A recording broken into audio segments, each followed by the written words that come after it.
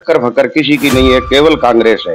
संतोष मेघवाल मैंने बता दिया ना आपको, टक्कर है ही नहीं, केवल आरएलपी है। तो आरएलपी है। पर रोड पे जो पुलिया बनना चाहिए तो आरएलपी के बगैर तो सरकार बनेगी नहीं।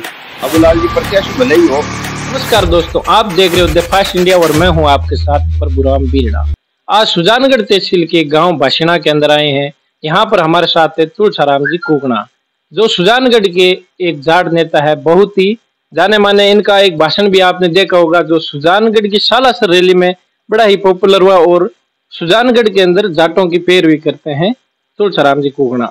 आइए इनसे बातचीत करते हैं। सुजानगढ़ विधानसभा का जो चुनाव है अब की बार, इसके अंदर क्या माहौल रहेगा, आरएलपी की क्या भूमिका रहेगी? आप आरएलपी के एक बढ़िया नेता हो, तो आपके जो क्या क्या मुद्दे रहेंगे वो आप जनता को बताओ। सबसे पहले तो नमस्कार आपको और आपके व्यूवर्स को। ये इलेक्शन में, जैसा कि पिछले इलेक्शन में मास्टर जी भवनलाल जी के श्रीमुख से आपने एक डायलॉग सुना होगा कि टक्कर फकर किसी की नहीं है, केवल कांग्रेस है। वही इलेक्शन ये है, इसमें किसी की टक्कर फकर कुछ नहीं है, केवल आरएलपी और आरएलपी आराम से जीतेगी, पूरे मार्जिन से। पिछली बार भाषिणा है, यहाँ से आरएलपी ने बढ़िया लीड थी पूरे सुजानगढ़ विधानसभा क्षेत्र के अंदर।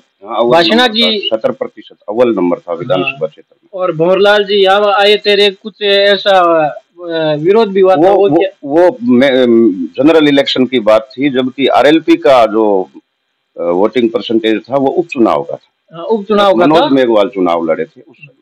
तो इस बार आरएलपी के सामने टक्कर किस पार्टी की रहेगी? कांग्रेस की रहेगी या बीजेपी संतोष मेघवाल? मैंने बता दिया ना आपको, टक्कर है ही नहीं, केवल आरएलपी है। तो आरएलपी है, बड़े मार्जिन से जीतेगी। सोच नहीं सकते कि इतने मार्जिन से जीतेगी क्या।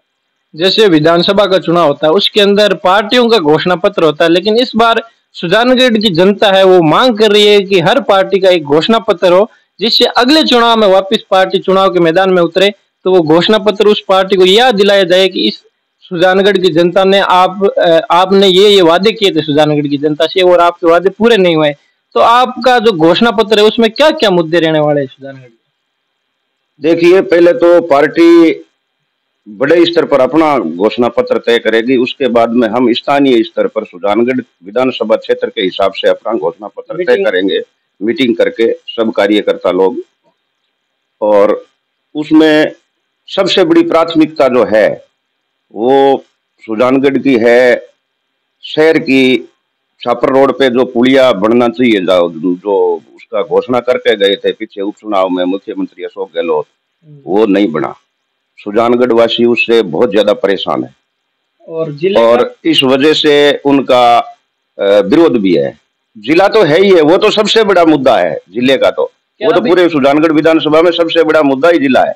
तो अशोक गहलोत ने घोषणा की थी कि सुजानगढ़ और मालपुरा और कुचामन सिटी जिला बन गया, तो ये थोती घोषणा थी या बन गया है नोटिफिकेशन? ये तो सबको मालूम है, पूरी थोती थी और क्या थी इसमें। कांग्रेस के कार्यकर्ता के पास जाते हैं तो वो बोलते हैं कि सुजानगढ़ का जिला बन, तो कोई सबूत दिखाओ, नोटिफिकेशन दिखाओ, सीमांकन दिखाओ, कुछ न कुछ सबूत तो होना चाहिए। बगैर तर्क के ऐसे ही कोई कह देगा कि ये काम हो गया, हम ऐसे यहाँ भर लेंगे, ऐसे थोड़ी है। कोई चीजें सबूत के ऊपर निर्भर करती है, प्रूफ होना चाहिए, उसके लिए तार्किक चीज होनी चाहिए।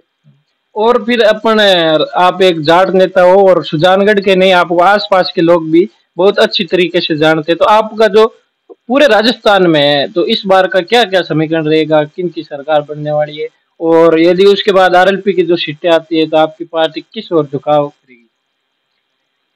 देखिए, लगभग अंदाजा तो ऐसा ही है कि आरएलपी पार्टी अपने बलबूते पे सरकार बना लेगी। बाकी यदि किसी कारणवश थोड़ा चूक भी गई, सीटें कम रह गई, तो आरएलपी के बगैर तो सरकार बनेगी नहीं।